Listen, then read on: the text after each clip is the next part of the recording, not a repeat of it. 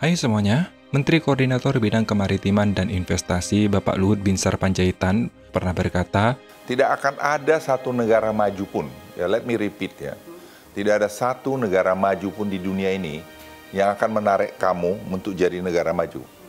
menurut saya pribadi, ini sangat realistis seperti fakta yang ada di lapangan saat ini.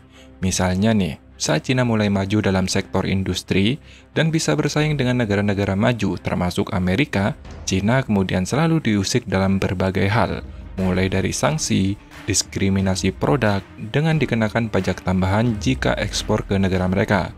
Dan terakhir, Cina malah diajak perang dagang oleh Amerika. Begitu pula dengan Indonesia, saat Indonesia mulai surplus perdagangan dengan Uni Eropa sejak tahun 2008 dan terus meningkat di setiap tahunnya. Puncaknya pada tahun 2021 sebesar 7,3 miliar US dollar, naik 3 kali lipat dibandingkan tahun 2020 sebesar 3,26 miliar US dollar. Mulai dari situ, Uni Eropa mempermasalahkan produk CPO dari Indonesia.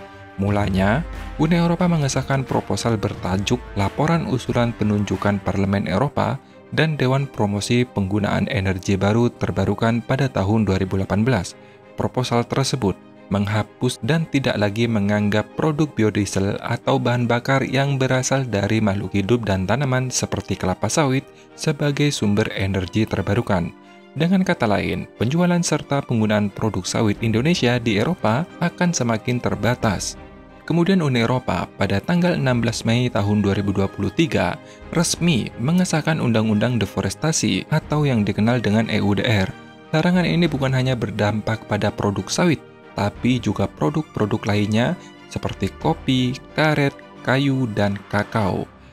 Namun di saat yang sama, saat Indonesia menolak ekspor nikel mentah termasuk ke Eropa, justru mereka menggugat Indonesia ke WTO dengan alasan menghambat perdagangan. Padahal kata Pak Jokowi, barang-barang kita, nikel-nikel kita, mau kita ekspor mau enggak kan suka-suka kita.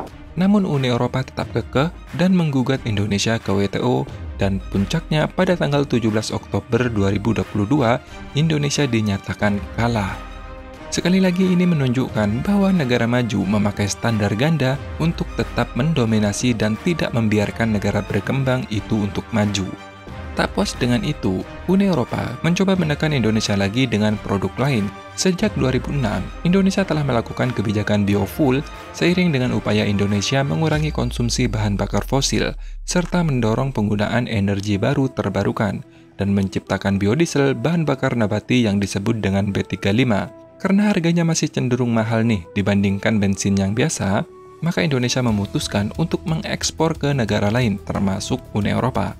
Berdasarkan data Badan Pusat Statistik, ekspor biodiesel Indonesia ke Uni Eropa sebesar 649 juta US dollar. Nah, kemudian ini nih, Uni Eropa kembali mempermasalahkannya dengan menuduh Indonesia melakukan dumping atau menghindari bea masuk biodiesel dengan cara masuk melalui Cina dan Inggris. Mereka berasumsi saat impor Amerika atas biodiesel dari Argentina dan Indonesia melonjak sebesar 464% di tahun 2014 sampai tahun 2016. Hal itu karena biodiesel dari Indonesia dan Argentina itu jauh lebih murah. Pertumbuhan tersebut telah mengambil 18,3% pangsa pasar dari produsen di Amerika Serikat. Tentu hal ini berdampak negatif terhadap produsen minyak nabati di Amerika Serikat. Dengan demikian, Uni Eropa pada November tahun 2013 telah melakukan bea masuk anti-dumping untuk impor biodiesel dari Argentina dan Indonesia dengan memberlakukan tambahan pajak sebesar 24,6%. Padahal, alasan kenapa harga biodiesel dari Indonesia itu jauh lebih murah itu sangat sederhana, yakni karena kemampuan produksi biodiesel dari Indonesia itu jauh lebih besar. Biodiesel dari Amerika Serikat berasal dari kedelai, di mana kebun kedelai produktivitasnya hanya 0,5 ton minyak per hektar, sedangkan kelapa sawit dapat menghasilkan 4,17 ton per hektar. Enggan ditekan Uni Eropa, kemudian Indonesia melakukan gugatan ke WTO dan masih proses hingga saat ini. Tak berhenti di situ teman-teman, sengketa yang ada sekarang yang belum selesai, Uni Eropa menambah masalah baru lagi. Pada tahun lalu, Uni Eropa memberlakukan tambahan bea masuk anti-dumping terhadap produksi RSS sebesar 21%. Sebenarnya ini jauh lebih tinggi dari rentang biaya impor anti-dumping yang sudah berlaku sebelumnya sebesar 10,2% hingga 20,2% yang sudah diberlakukan pada November 2021 kemarin. Sejak diterapkannya biaya masuk impor anti-dumping pada tahun 2021 tersebut, pengapalan stainless steel ke Eropa bukan hanya mengalami penurunan tapi anjlok. Bisa bayangkan, tahun 2021, ekspor stainless kita ke Uni Eropa itu sebesar 229 juta US dollar, dan pada tahun 2022 hanya sebesar 40 juta US dollar. Menurut tebakan admin, hal ini karena sakit hati Uni Eropa terhadap Indonesia yang melarang ekspor nikel mentah Indonesia ke mereka. Karena produk turunan nikel kan stainless, di mana perpaduan antara nikel dengan besi dan kromium akan menghasilkan produk CRRS yang tahan karat dan juga sangat keras. Program hilirisasi nikel menjadi stainless saja diperkirakan mencapai 20 kali lipat nilai tambah daripada nikel yang dijual mentah ke luar negeri, atau mencapai di atas 10 miliar US dollar, apalagi diolah menjadi produk CRRS. Selain itu, keberhasilan Indonesia dalam mengolah nikel menjadi produk CRSS membuat Uni Eropa kesulitan bersaing dengan Indonesia, khususnya industri besi dan baja yang berkualitas tahan karat. Hal ini membuat serangan Uni Eropa terhadap Indonesia makin menjadi-jadi bro. Yang terbaru nih, industri baja nirkarat Indonesia juga diserang Uni Eropa.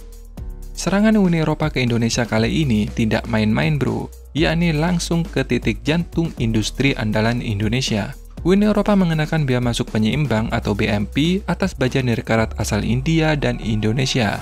BMP atau pajak tambahan yang dikenakan kepada Indonesia sebesar 21% dan India sebesar 7,5%.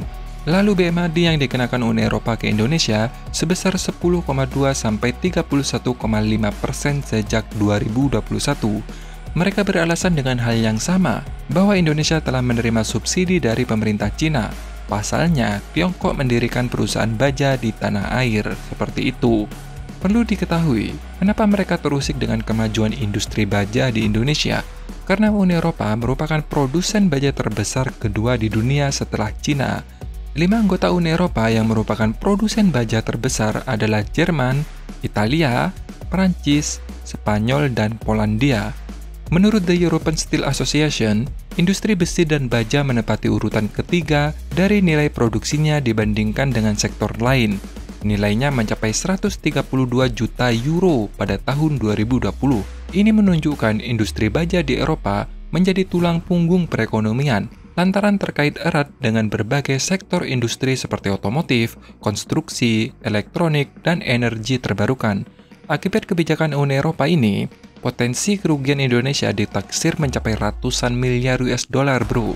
Staf khusus Kementerian Perdagangan Bidang Perjanjian Internasional Barakarisma Hasibuan mengatakan dengan adanya BMAD dan BMP, kerugian yang dialami Indonesia dalam setahun bisa mencapai 40 juta euro atau sekitar 569,1 miliar rupiah. Padahal kita ketahui Indonesia sangat terbuka dalam investasi asing, dalam membuka tambang dan smelter nikel kepada negara manapun di Indonesia.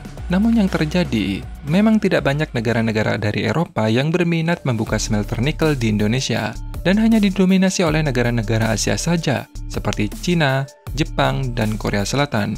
Ini menunjukkan bahwa perkataan Bapak Luhut itu benar. Jadi, tidak ada negara maju yang ingin mengajak negara berkembang untuk ikut maju. Dan jika ada, itu hanyalah omong kosong belaka, bro. Karena tidak mungkin mereka menciptakan saingan baru untuk mereka sendiri. Namun sekali lagi, Indonesia tidak tinggal diam. Indonesia resmi mengajukan gugatan ke Uni Eropa terkait pengenaan bea masuk anti-dumping atau BMAD baja nirkarat ke Organisasi Perdagangan Dunia atau WTO.